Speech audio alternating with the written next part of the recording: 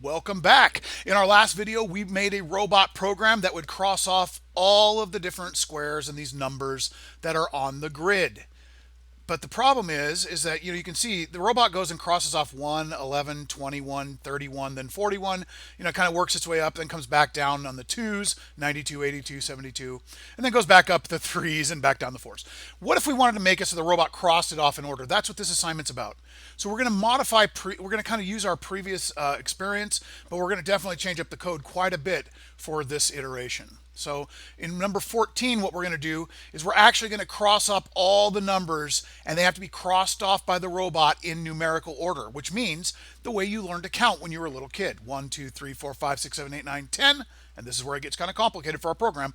And then back over in 11, 12, 13, 14, 15, 16, 17, 18, 19, 20. Back over, and then 21 through 30, and then 31 through 40, all the way till we're done up to 100. Okay, so the issue with that is that's going to require us to do a little bit more complex coding. So what we're going to do is we're going to bump it up a little level today and get that done. First of all, we're going to create a strategy so you can see kind of where I'm going, and then it'll help you hopefully follow it easier because you kind of know what my thinking is before we even start. Okay, so as I do this, I'm going to take a look here, and let's change that to something we can see a little bit better. And you can notice that the first thing, the problem is that we need to head this way because that's where the numbers go. And we need to turn our robot to face that direction. So let's go ahead and do a right turn here, 90 degrees. And then we're going to go forward.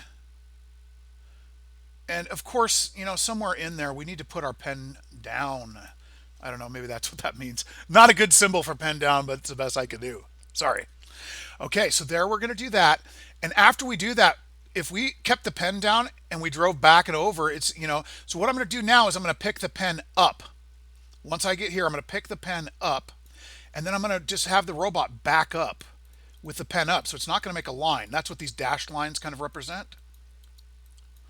And then we need to turn our robot so it's facing back up here to head to 11. So at this time, I'm going to turn this robot this way, and then we're going to go forward up into here. And then guess what? At that point, the robot's facing this direction, which is the same direction that it's at the start, except instead of being on 1, it'll be on 11, and it can complete the exact same loop. Technically, I believe, as far as I can tell, if we do that 10 times, we should be okay. But again, you can probably guess already we're going to have an error at the end when it tries to run against the wall here. So we'll have to fix that just like we did for the last iteration on this other one. Okay, so let's go ahead and see if we can get that going. All right, well, what are we going to use? We're going to be picking the pen up and down quite a bit. I'm going to get rid of this. Bye-bye. I'm going to put the first part I'm going to do is just put the color I want. That's not going to change throughout the loops. It's just not. So I don't have to worry about that. So we can do red. That's fine. I think that one's pretty visible. Now, the first thing that we need to do is we're going to turn 90 degrees. And remember, Mr. Witchick likes to make something that works and then loop it, so it's not looping when we try to do our practice runs, okay? So I'll put the loop on this thing later, but let's check it out. Okay, so turn right 90 degrees. Cool. Hey, did a good job there. All right, we need to now, at this point, need to set the pen to down. So you go over here, move the robot pen down because we're about ready to start drawing, right? All right, so we're going to move the robot pen down, and then we're going to move the robot forward. And remember, in the last video, we talked about it looks like it is 10. You have to go 10 times 200. It's not because you're already on 1, 2, 3, 4, 5, 6, 7, 8, 9 because you already started with 1 completed. So you have 9 times 200, which is 1,800. So let's move forward 1,800. All right, cool. And of course, we always like to try our stuff, make sure it works. Hey, I'm 1/10 of the way done.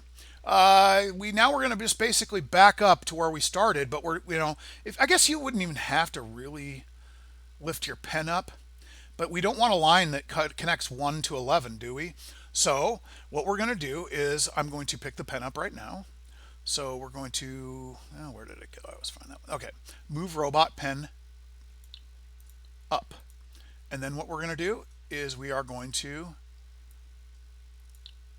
drive reverse for 1800. If you wanted to, you could have the robot turn around and drive forward, but I feel like it's easier to just have him go backwards, this robot. Okay, let's see how that looks.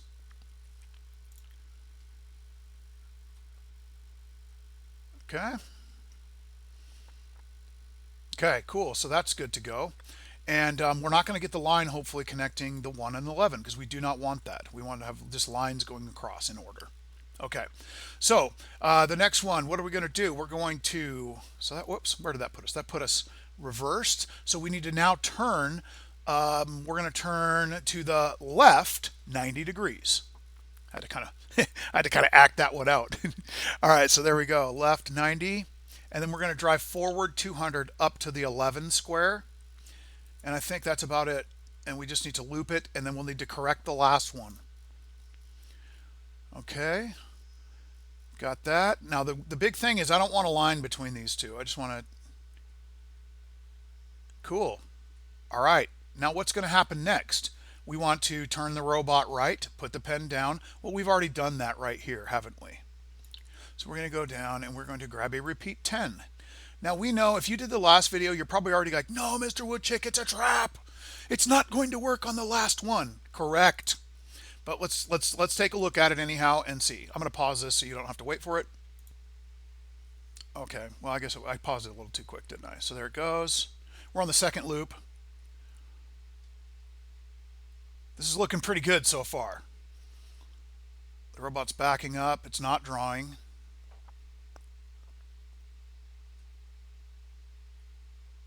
Okay, I'm going to pause this so you can just go to the end. All right, so we're back and you're watching. This is the 9th iteration, the 9th part of the loop. The 10th is going to be a problem. Not yet, but at the very end, our robot's going to try to go up to the next row, but there is no next row. So we're going to have to do what I was kind of determining, we talked about last time, like the end of the loop kind of correction. We have to correct that because I don't want that. That's sloppy. Okay, so what we're going to do is we're going to break this out and duplicate this part in here, the actual thing that's looped, just like we did last time, tack it on the end. Now, if we take a look here, we can just go, okay, repeat 9 times, and then this will be the 10th one down here. And what don't we want? Well, really, we don't even, okay, do we need to go turn right? Yes. Do we need to put the pen down? Yeah. And we need to drive forward, and that would cross off all the numbers. Why even bother picking the pen up? The program's over. It doesn't matter. If you want to, we could leave that on. We certainly do not need to drive back because the only reason we're driving back is to get to the next row. But there is no next row. So I'm going to delete this stuff, and then I'm going to be fancy and put a stop project at the end. And all that does is it stops the timer and it stops your robot from running. And let's see this, okay? And I'm going to pause this because I think this part, we're pretty clear that this part works pretty good. We'll watch the 20s. And up to the 20s and up to 30, and then we'll pause it and I'll watch the end of it. Okay, let me save you some time. Okay, we're coming back and we're watching it. Now we're on the 9th iteration of the loop, and that's it for the loop. And then we're going to go down to the special code at the end that just finishes it off the way we want it.